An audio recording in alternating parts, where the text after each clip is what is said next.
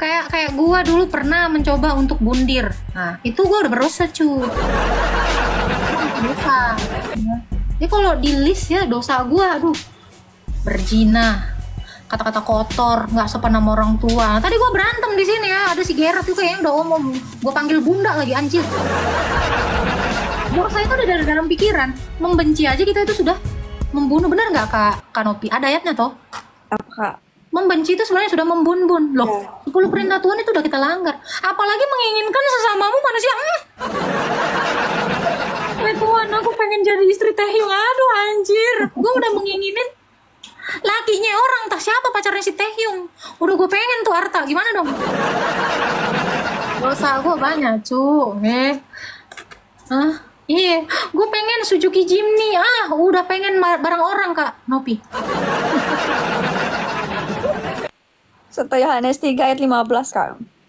Bacalah. Setiap orang yang membenci saudaranya adalah seorang pembunuh manusia. Tuh, membenci saudaranya aja sudah membun. Makanya lu jangan pernah benci sama gua. Jangan. Lu gak boleh membenci orang selagi lu Kristen. Makanya gua gak pernah benci. Sama siapa aja yang benci sama gua mah kagak mau benci. Kenapa? Rugi dong gue. Udah ngaku dosa, gue nimbun dosa. Itu mantap ya. Ini namanya pendalaman Alkitab ya, jangan pendalaman sumur. Kalau pendalaman sumur lu dapatnya apa? Berlian. Kalau saya kesal sama orang kudus, lu iri namanya Pak JLP. Lu iri dalam Kristus. Nah itu, lu kalau iri sama orang-orang kudus, lu harus jadi lebih kudus. Nah itu iri yang membangun. Ada tuh ayatnya juga. Lu cari deh Kanopi, gue bingung. Oh, orang kudus Jawa Tengah. Astaga Tuhan. Nggak jadi Kanopi. Pantas menalikan tali sepatunya, jangan bundir pakai tali sepatu seperti. Apa sih maksudnya? Iya, maksudnya itu jangan bundir di bawah pohon cabe gitu. Tali sepatu kagak mati soalnya. Apa tadi Kak ayat apa? Nggak jadi, ternyata dia bohong. Spill jaketnya kagak dosa itu mah, astaji. Ini apa sih, gara-gara jaket aja kalian tuh heboh banget. Apa yang gue pakai gitu kayaknya heboh banget. Ini minjem Bang Bram C Putra, ini minjem. Makanya lu beliin gue dong. Kacamata hadiah Ciki, lipstik dikasih orang, jaket minjem. Udah, gue miskin.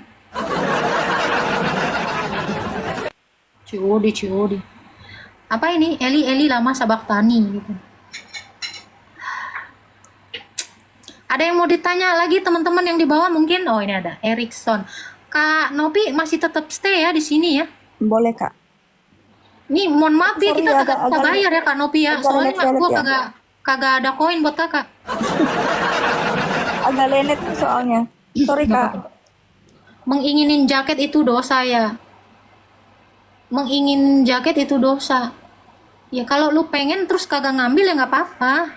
Lu jangan menginginin terus lu ke bawah mimpi terus lu besok niatnya mau nyuri. Loh. Perintah tuh Kak. Hah? Masuk 10 perintah tuh. Jangan mengingini barang sesamamu. Iya, makanya kalau punya duit beli. Jangan kepengen mulu, kepengen nyuri maksudnya ya. Borpas tumben nih gak nanya sama gue. Arta sih udah mantep ya. Mengingini milik orang lain itu berdosa Kak. Iya, apalagi mengingini istri sesamamu. Aduh. Gue males banget ya. Gue males banget. Nanti gue kena banned lagi nih. Udah. Nyuri sempak jangan dong.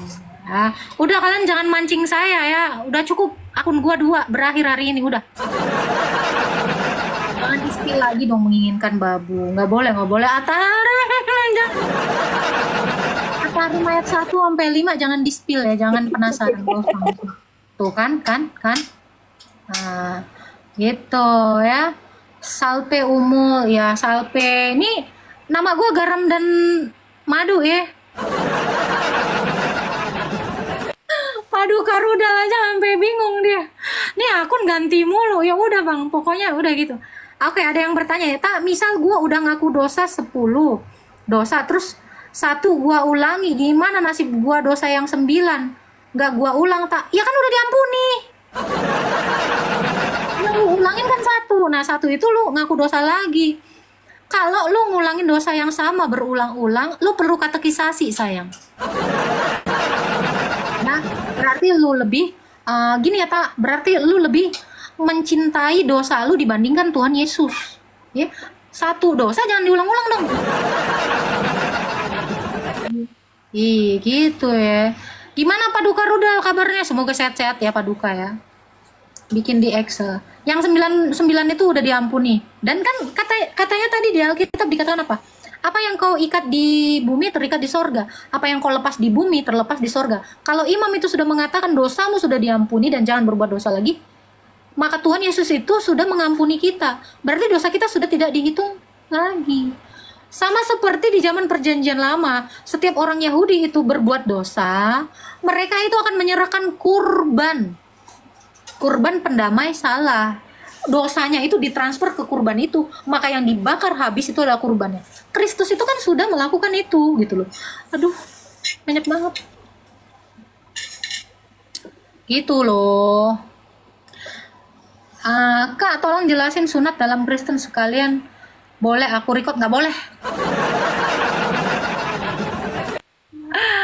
Kalau minum arak dosa nggak, Kak? Nggak. Minum arak itu nggak dosa. Mabuk itu yang berdosa. Ayatnya ada ya, Kak Nopi ya?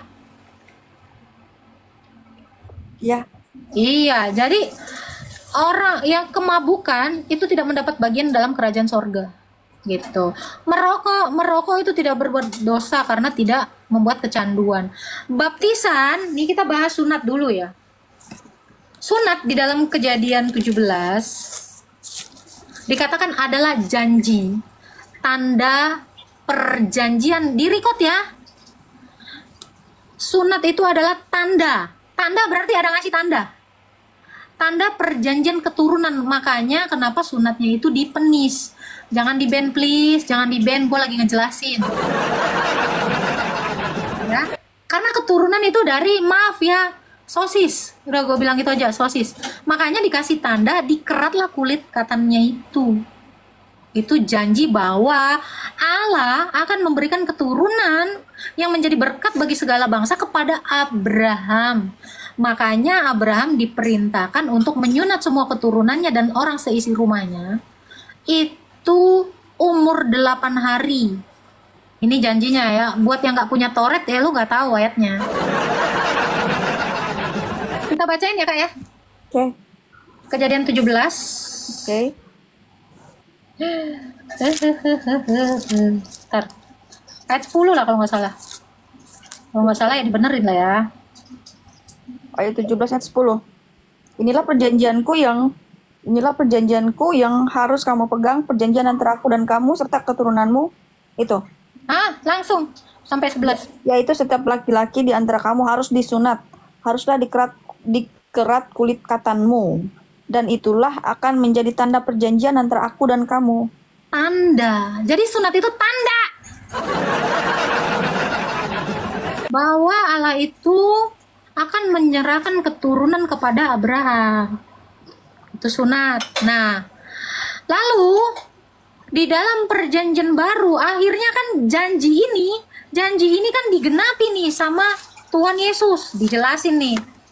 Dijelasin sama Rasul Paulus yang botak yang kalian benci sampai mati.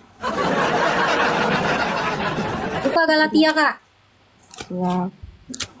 Lu enak banget punya asisten kayak Kak Nopi. Galatia 3 ya?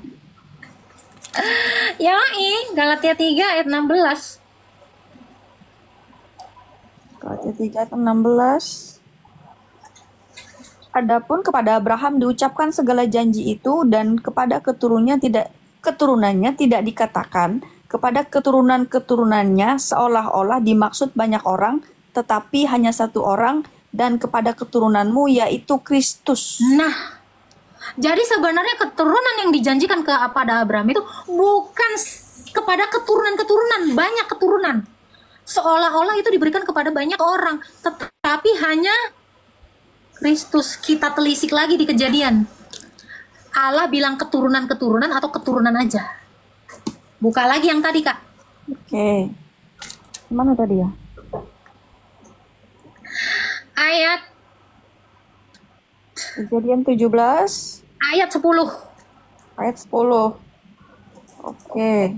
Inilah perjanjianku yang harus kamu pegang, perjanjian antara aku dan kamu serta keturunanmu, Toh, yaitu keturunanmu itu tunggal, bukan jamak.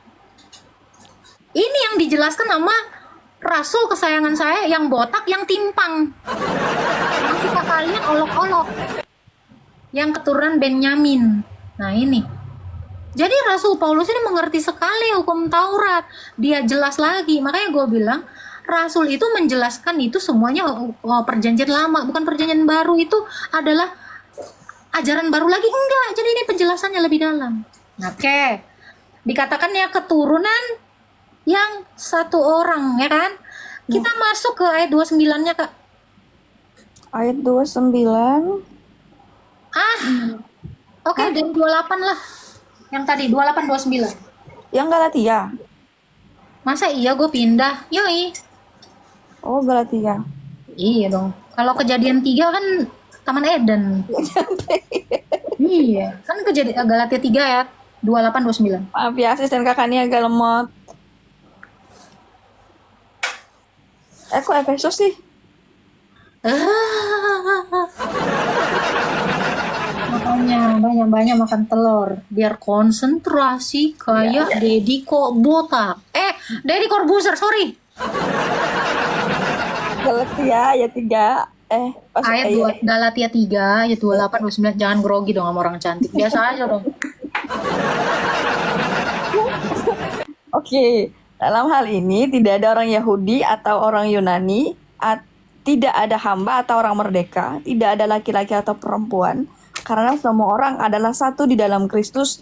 Dan jikalau kamu adalah milik Kristus, maka kamu juga adalah keturunan Abraham dan berhak menerima janji Allah. Kan? Apa katanya di situ? Karena Yesus, kita ini jadi keturunan Abraham yang dijanjikan tadi di atas. Nggak paham sampai sini? Pasti nggak sampai kalian. Otak kalian setengah. Kan tadinya janjinya sama Abraham. Janji keturunan. Abraham ini dijanjikan Allah. Keturunannya itu sebanyak apakah? Pasir di laut, bintang di langit. Yes. Nah itu. Mana keturunan Abraham? Gue. Baca sekali lagi ya 29. Oke. Baca. Dan jikalau kamu adalah milik Kristus, maka kamu juga adalah keturunan Abraham dan berhak menerima janji Allah. Nah, tadi kan keturunannya dimaksudkan. Nih makanya lu temenan sama Rasul Paulus kayak gue. Tadi kan yang dimaksudkan janji keturunan yang sama Abraham itu satu orang, yaitu Kristus. Kalau kita adalah milik Kristus, kitalah keturunan Abraham yang dijanjikan itu. RT 6 gak diajak. Kok bisa, Kak? Kok bisa? Gimana ceritanya? Gimana ceritanya kita jadi keturunan Abraham? Karena Kristus. Kok baca itu? Kolose 2 ayat 11. Gasken, Kak. Kolose 2 ayat 11. Yang kagak ngerti sunat ya mohon maaf ya. Makanya punya toret. Kolose 2 ayat 11. Ya. Dalam dia kamu telah disunat, bukan dengan sunat yang dilakukan oleh manusia, tetapi dengan sunat Kristus yang terdiri dari penanggalan akan tubuh yang berdosa. Lanjut ya ke mute ya. Lanjut ya. Diulang apa gimana nih? Lanjutkan aja. Karena dengan dia kamu dikuburkan dalam baptisan, dan di dalam dia kamu turut dibangkitkan juga oleh kepercayaanmu kepada Gimana ceritanya kita jadi keturunan Abraham karena kita ini sudah menjadi milik Kristus melalui baptisan. Baptisan itu adalah tanda janji keturunan. Jadi Oten, orang Karesteng, itu disunat melalui sunat apakah? Kristus yang terdiri dari baptisan. dibaptis. Baptisan itu adalah penggenapan dari sunnah. Gimana caranya supaya kita menjadi keturunan Abraham? Ya kita harus menyatu dengan Kristus. Kristus itu sudah disunat. Gitu. Paham ya? Tadi udah nge-record ya. Jadi jelasin Kak, sunat dalam iman Kristen. Baptisan itu dalam Kristen itu adalah bentuk sunat kita. Bentuk kita ini ditandai sebagai milik Allah. Itu. Jadi tadi itu dikasih tahu ya Kak ya, dijelaskan keren banget loh ini. Dalam dia, kamu telah disunat. Disunatnya gimana caranya? Dengan cara dibaptis. Terdiri dari apa? Penanggalan manusia yang lama. Kalau di zamannya Abraham, nggak ada sunat hati. Baptis. Nah, kalau di zamannya Abraham itu sosisnya itu dikerat dikit doang. Tetapi sunatan orang Kristen lebih substantif. Semua manusia lama kamu itu dikerat, dibuang semua. Kamu dijadikan keturunan Abraham melalui pembaharuan iman di dalam penyatuan dengan Kristus melalui baptisan.